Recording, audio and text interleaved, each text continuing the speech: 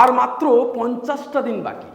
হ্যাঁ, একদম ঠিক শুনছো, আর মাত্র পরীক্ষা কিন্তু তোমাদের 50 দিন বাকি। অর্থাৎ এসএলএসটির যে পরীক্ষা, অন্তত যে কর্মসূচি ঠিক করা হয়েছে, যে দিন আপাতত বলা হয়েছে, সেই দিন অনুযায়ী আর মাত্র তোমাদের পরীক্ষা বাকি, হাতে গোনা 50টা দিন। এই 50 দিনে কি তোমরা কিভাবে প্রস্তুতি নিতে পারবে, কিভাবে প্রস্তুতি নেবে?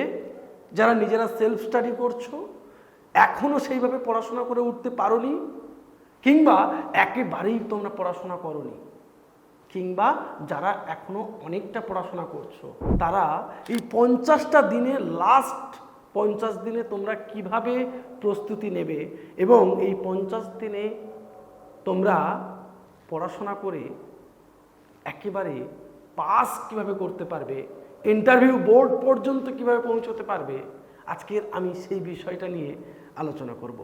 আমি আশিস কর, পলিটিক্যাল একাডেমি ইউটিউব চ্যানেলে তোমাদের সবাইকে স্বাগত জানাচ্ছি। বিশেষ করে আমরা কিন্তু রাষ্ট্রবিজ্ঞান নিয়ে এই চ্যানেলে কথা বলে থাকি। আমি তাই মূলত রাষ্ট্রবিজ্ঞানের কথাটা তোমাদেরকে বলতে পারি। রাষ্ট্রবিজ্ঞানে তোমরা প্রস্তুতি কিভাবে নেবে, তোমরা কি কি বই পড়ছো, কোন নোটস পড়ছো, কিভাবে পড়াশোনা করছো, কিভাবে পড়াশোনা করবে, এবং তোমরা এই 50টা দিন কোন পদ্ধতিতে এগিয়ে যাবে, সেটাই তোমাদের সামনে তুলে ধরবো। মূলত এই 50টা দিনকে একেবারে তোমাদের হাতের মুঠোতে নিয়ে আসতে হবে এবং অত্যন্ত স্পষ্টভাবে তোমাকে সময় নির্ধারিত করতে হবে। অনেকে তোমরা ফোন করেছিলে, অনেকে মেসেজ করেছিলে, স্যার কিভাবে পড়াশোনা করব।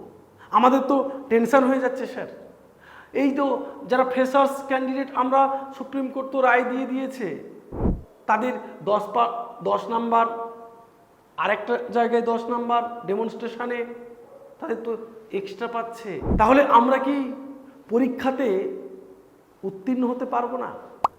এই ধারণাটা আমি বলছি একেবারেই তোমাদের কাছে ভুল একটা ধারণা। কারণ আমাদের যে সিট সংখ্যা রয়েছে, সেটা কিন্তু আমাদের কাছে একটা বিপুল সিট সংখ্যা। সেই জন্য যদি প্রস্তুতি ঠিকঠাক করা যায়, কেউ কিন্তু 1 ইঞ্চি জায়গা তোমাকে ছেড়ে দেবে না, এটুকু মনে রাখবে। আমিও তোমাকে 1 ইঞ্চি জায়গা ছাড়বো না, তোমার নিজের বন্ধুও কিন্তু 1 ইঞ্চি জায়গা ছেড়ে দেবে না। যে যতই কথা বলুক না কেন, এই 50টা দিন একেবারে বাংলা কথায় বলে আদা জল খেয়ে লেগে পড়ার মতো অবস্থা। দিনে তোমরা কতটা সময় পড়বে, এখানে তোমাদের বলেছি কতক্ষণ তুমি পড়বে, কিভাবে তুমি পড়বে, মক টেস্ট দেবে কি দেবে না, এবং আরেকটা বলেছি রিভিশন কখন দেবে। তাছাড়াও কিন্তু আরও অনেকগুলো কথা আজকের আলোচনা করব বা বলবো। প্রথমে আমি আসি পড়বো কতক্ষণ। অনেকের মনে প্রশ্ন, স্যার পড়বো কতক্ষণ, কতক্ষণ পড়তে হবে? আমি তোমাদেরকে বলছি, এটা যে যার ব্রেনের উপর নির্ভর করে। কেউ 2 ঘন্টা পড়লেও হয়ে যায়, কারোর 8 ঘন্টা পড়লেও হয় না, আর কারোর 24 ঘন্টা পড়লেও হয় না। কিন্তু একটা অ্যাভারেজ আমাদের যে আইকিউ পাওয়ার, সেই অনুযায়ী বলছি এই সময় তোমাদেরকে যেটা করতে হবে, এই সময় তোমরা যেভাবে পড়বে, সেটা হচ্ছে অন্তত কমপক্ষে দিনে 6টা ঘন্টা, খুব কম পক্ষে হলেও 6 ঘন্টা তোমাকে বের করতে হবে। তুমি যেখানেই কাজ করো, কোনো অফিসে কাজ করছো, কোনো বেসরকারি অফিসে কাজ করছো, কেউ হয়তো প্রাইমারি স্কুলে পড়াচ্ছ, বা কেউ বিভিন্ন পেশা, টিউশন ইত্যাদি ইত্যাদির সাথে জড়িয়ে আছো, তোমাদের কোনো ভয় পাওয়ার কারণ নেই। এতদিন পড়াশোনা করোনি, তোমাদের কোনো ভয় পাওয়ার কারণ নেই। স্যার লাস্ট 50 দিনে কি সম্ভব? একেবারেই সম্ভব, একেবারেই সম্ভব। কিভাবে সম্ভব? তোমাদেরকে এই লাস্ট 50 দিনে, মূলত আমাদের একাডেমি কিন্তু 50 দিনে 50টা ক্লাস করার, ডেলি ক্লাস। তোমাদের জন্য একটা গুরুত্বপূর্ণ খবর এবং গুরুত্বপূর্ণ একটা বিষয় যে আমাদের একাডেমি থেকে 26 তারিখ কিন্তু তোমাদের একটা পরীক্ষা নেওয়ার ব্যবস্থা করেছে। 26 তারিখ সন্ধ্যা 8টায় তোমাদের একটা একেবারেই তোমাদের এসএলএসটি ধাঁচের যে ধাঁচের প্রশ্ন পড়ে ঠিক সেই রকম করেই কিন্তু একটা পরীক্ষা নেওয়া হবে। তোমরা পরীক্ষাটা দিয়ে বুঝতে পারবে যে তোমরা আদতে কতটা প্রস্তুতি হতে পেরেছো। কিংবা আরেকটা গুরুত্বপূর্ণ বিষয় এই পরীক্ষার মধ্য দিয়ে আমরা নিতে চাইছি, যারা এখনো পর্যন্ত আমাদের একাডেমিতে ভর্তি হবে বলে ভর্তি হতে পারেনি, অনেকে অর্থের অভাবে হতে পারেনি, তারা যদি আমাদের এখানে মেধা দেখাতে পারে, তারা যদি, আমি কথা দিচ্ছি, তোমরা যদি 50% রেজাল্ট করতে পারো, 50% পর্যন্ত আমাদের এই পরীক্ষায় পেতে পারো, তোমাদের 50% ছাড় দেওয়া হবে। তোমরা যদি 80% রেজাল্ট করো, তোমাদের ভর্তি ক্ষেত্রে মাত্র 2000 টাকা নেওয়া হবে। শুধুমাত্র অর্থনৈতিক দিক থেকে যারা দুর্বল, এখনো পর্যন্ত সেইভাবে প্রস্তুতি নিতে পারোনি এবং নোটসপত্রের অভাব, সঠিক গাইডের অভাব যাদের রয়েছে, এই সুযোগটা তাদের জন্য খুব খুব খুব কার্যকরী। তোমাদেরকে এই সুযোগটা কিন্তু আমি দিচ্ছি এবং দেব। এবং তোমরা দেখছো প্রতিনিয়ত প্রতিদিন কিন্তু আমরা ইউটিউব চ্যানেলে মক টেস্টগুলো নিয়ে আসছি। শুধুমাত্র মক টেস্ট, তোমাদের কিন্তু মক টেস্ট কতটা গুরুত্বপূর্ণ সেটা তোমরা বুঝতে পারবে পরীক্ষার খাতাতে। শুধু তাই নয়, পলিটিক্যাল একাডেমি থেকে ওএমআর শিট দিয়ে দেওয়া হচ্ছে। তোমাদেরকে এখন থেকে প্র্যাকটিস করানো হচ্ছে অন্তত 100টা ওএমআর শিটে তোমরা প্র্যাকটিস করো। প্রতিনিয়ত তোমরা প্র্যাকটিসের মধ্যে থাকো। ডেলি অন্তত কমপক্ষে হলেও 2টো মক টেস্ট মাস্ট, এর কম হবে না। কারা কারা এখনো এরকম মক টেস্ট দাওনি নিচে কমেন্ট করো। অন্তত 2টো করে মক টেস্ট তোমাকে কিন্তু দিয়ে যেতেই হবে। তোমরা কিভাবে পড়বে, পড়ার স্টাইলটা কীরকম হবে আমি তোমাদেরকে বললাম যে তোমাদের অন্তত দিনে 6 ঘন্টা, সকালে 3 ঘন্টা, রাতে 3 ঘন্টা তোমাদেরকে পড়তে হবে।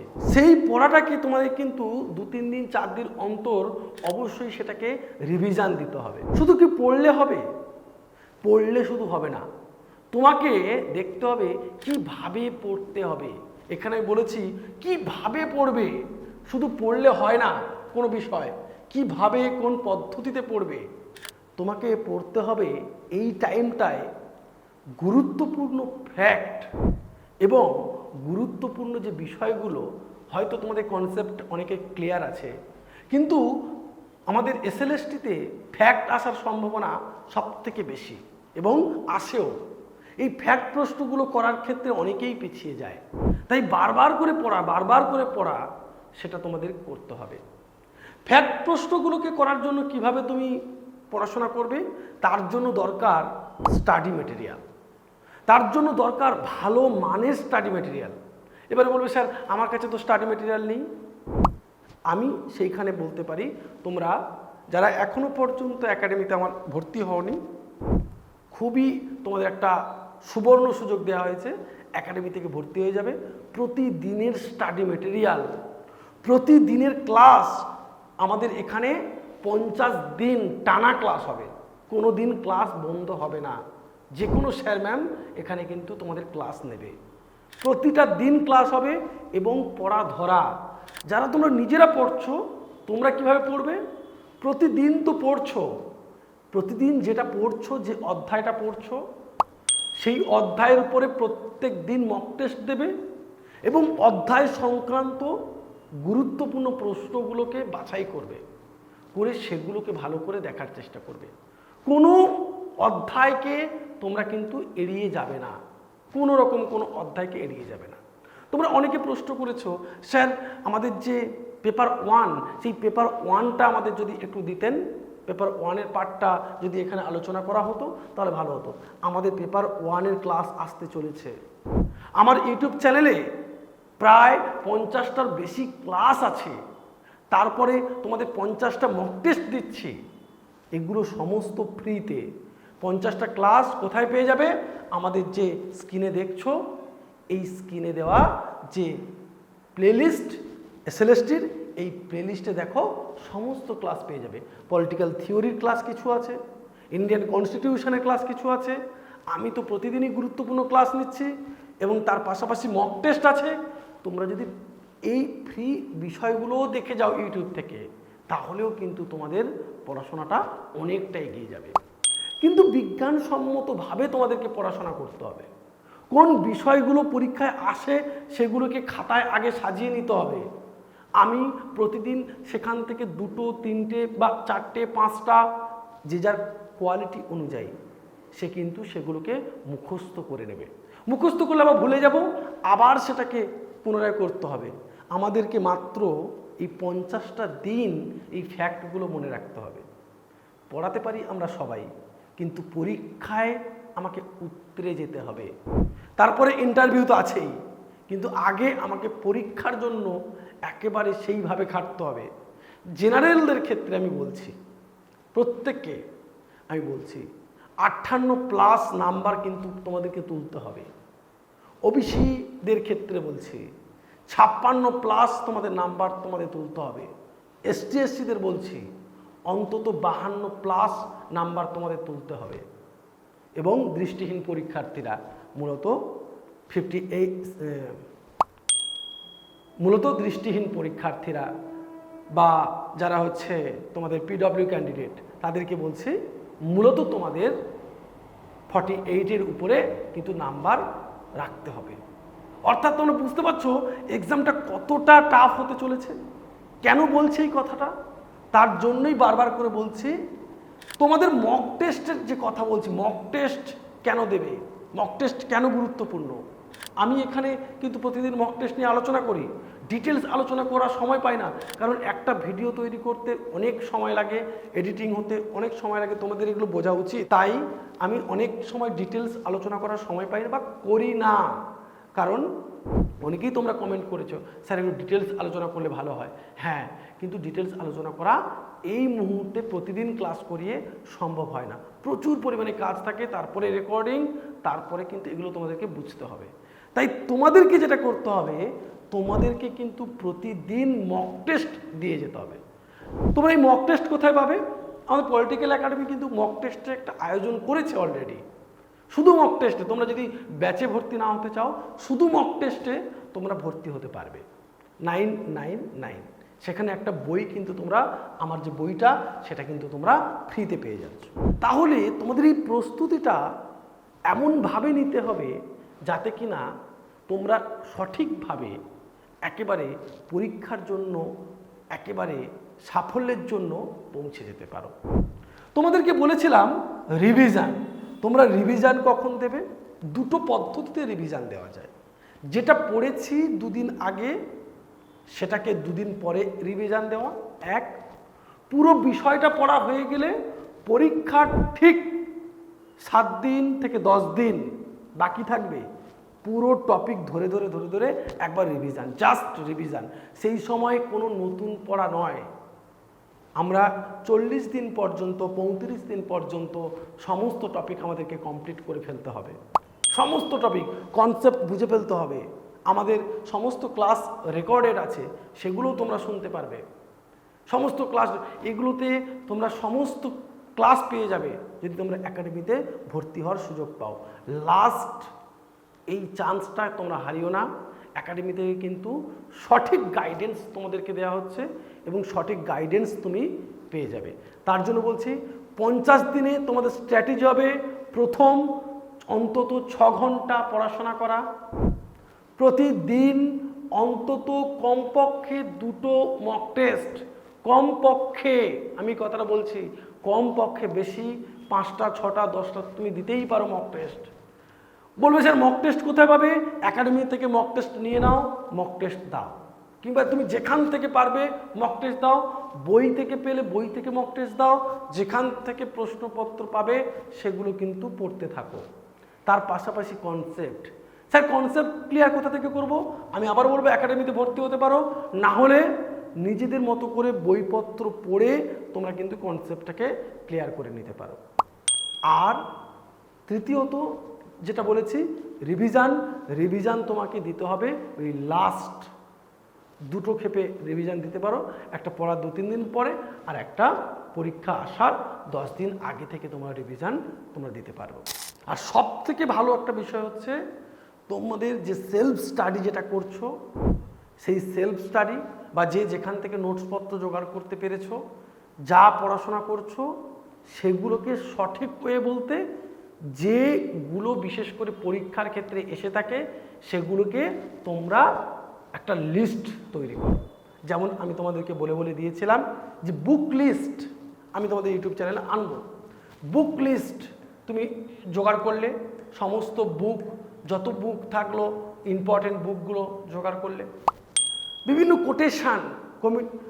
কোটেশান সেই কোটেশানগুলোকে তুমি জোগাড় করলে, বিভিন্ন কমিটি কমিশন সেগুলোকে একটা জোগাড় করলে, বিভিন্ন সংবিধান সংশোধন সেগুলোকে একটা জায়গায় জড়ো করলে, বিভিন্ন ধারা গুরুত্বপূর্ণ ধারা সেগুলো তুমি এক জায়গায় জড়ো করলে, বিভিন্ন যে সংবিধান সংশোধনগুলো হয়েছিল বিশেষ করে তোমাদের মৌলিক কর্তব্য, মৌলিক অধিকার এই সম্পর্কিত সংবিধান সংশোধন সেগুলোকে একটু গুরুত্বপূর্ণ সাথে মনে করবে। শুধু তাই নয়, যে কমিটি কমিশনগুলো তোমাদের পড়তে বলছি সেগুলো তোমরা কিন্তু ক্রোনোলজি অনুযায়ী পড়ার চেষ্টা করবে। প্রধানমন্ত্রী বা আমাদের রাষ্ট্রপতি তাদের ক্রোনোলজি এবং সেগুলোকে মনে রাখতে হবে তোমাদেরকে। বিভিন্ন দল, জাতীয় দল, রাজ্য দল সেগুলো তোমাদেরকে মনে রাখতে হবে। এইভাবে কিন্তু গুরুত্বপূর্ণ বিষয়গুলোকে তোমাদেরকে মাথায় রাখতে হবে। কোথা থেকে প্রশ্ন পড়ে সেই বিষয়গুলোকে সাজিয়ে নিয়ে তোমাদেরকে পড়তে হবে। আশা করছি তোমরা বুঝতে পেরেছো।